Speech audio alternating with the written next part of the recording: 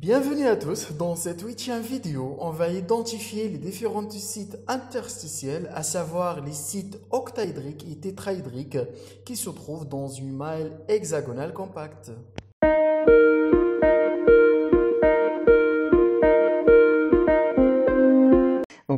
Généralement, il existe deux types, que ce soit les sites tétraédriques ou bien les sites octaédriques.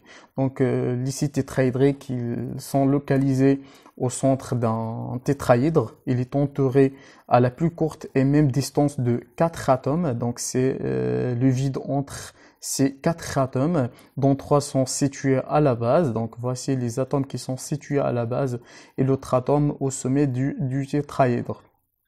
C'est la même chose, donc c'est un schéma explicatif aussi ici. Alors que pour les sites octaédriques, il occupe le centre d'un octaèdre, donc c'est entre ces 4 atomes dans l'espace. Il est entouré de 6, c'est le vide, donc c'est la lacune entre ces 6 atomes. Et donc il est entouré à la même et plus courte distance, donc 4 sont situés dans le plan médian, donc ce sont ces 4 atomes. La même chose ici. Et les deux restants aux deux sommets symétriques par rapport au plan médian. Donc un atome en haut et un atome en bas. Après, généralement, on commence par les sites tétraédriques dans une structure cubique, plutôt dans une structure hexagonale compacte. Et donc là, si on associait les 3 atomes situés à l'intérieur de la maille, donc les 3 atomes qui sont situés à l'intérieur de la maille, donc on sait sur 2, et le centre des bases, cela il est correspondant à deux sites tétraédriques propres à la maille. Donc là, automatiquement, si je fais là, on peut bien remarquer que nous avons un site tétraédrique ici. Donc voici un. Donc si on fait la même chose en bas, donc si on associe ces 3 atomes avec le centre de la base en bas, donc on aura aussi un site tétraédrique en 3 sur 8C. Donc voici déjà 2 sites. Après, voilà, donc si j'ajoute, j'ajoute les hexagones, donc les mailles hexagonales qui sont à côté de la maille. Après, donc si en utilisant un sommet, un atome intérieur à la maille, donc c'est cet atome-là, et donc 2 atomes qui sont du plan médian extérieur. Et donc, le site tétraédrique, il est situé sur une arrêt verticale de la maille.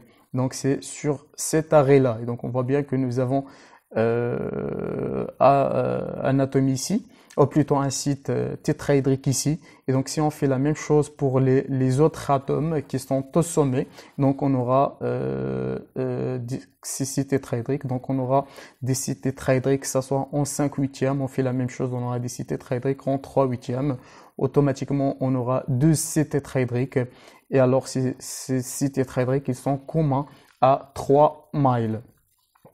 Après, donc là, la dernière chose, ou bien les derniers sites, c'est que en prenant les intérieurs de la maille, le centre de la base, plutôt d'une base, et 2 sommets consécutifs, donc là, on obtient 6 sites. Donc là, le site, il est ici. Donc c'est la même chose, c'est le centre de là. Donc si je fais l'extrapolation, donc c'est le site il se trouve ici, donc en 7/8.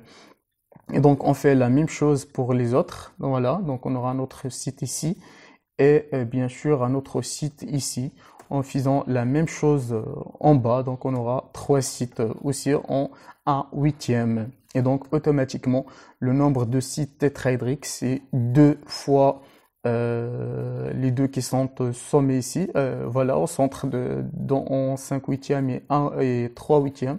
Donc c'est 2 fois 1, donc ils sont propres à la maille.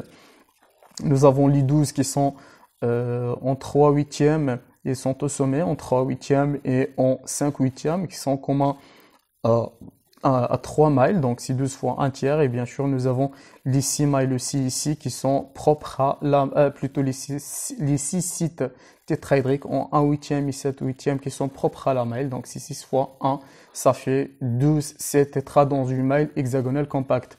Et donc là, pour les coordonnées réduites, on peut bien remarquer ici que là, nous avons ici, ce sont les mêmes. Donc on est en 1 1 sur 3, donc 1 troisième, 2 sur 3 et 1 huitième en C.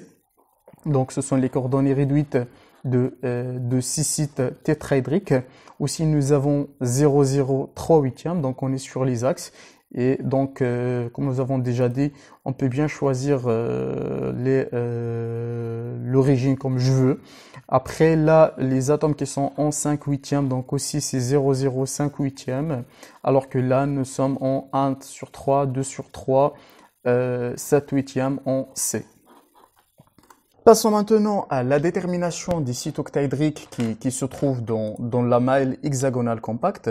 Et donc, la première chose à faire, c'est bien d'identifier les différents sites. Et donc, généralement, les sites octaédriques ils sont obtenus en prenant deux sommets consécutifs, le centre de la base, deux atomes à l'intérieur de la maille et un atome du plan médian extérieur. Donc là, le plan médian extérieur et les deux atomes de la maille. Et donc, on peut bien remarquer que le site octaédrique se trouve dans ce point ou là. Et donc, on peut bien remarquer que là, si je suis en 1 tiers, 2 tiers, si je suis en 1 tiers, 2 tiers, 1 demi, pour les atomes qui forment la maille hexagonale, ben, les sites octaédriques sont en 2 tiers, 1 tiers, 1 demi. Et donc voilà, on fait la même chose pour les autres sites octaédriques. Donc on peut bien remarquer que nous avons 3 sites octaédriques plutôt en 3C sur 4 et aussi 3 sites octaédriques en 1,4C, donc C sur 4. Et donc là, on peut aussi, ces 3 sites sont, plutôt ces 6 sites sont propres à la maille et par conséquent, le nombre de sites octaédriques par maille hexagonale est égal à 6. Et donc nous avons 6 sites octaédriques par maille. Aussi pour les coordonnées réduites, comme je viens de dire, donc ils sont en 2 tiers, 1 tiers, 1 quart et en 1 quart et en 2 tiers, 1 tiers, 3 quarts.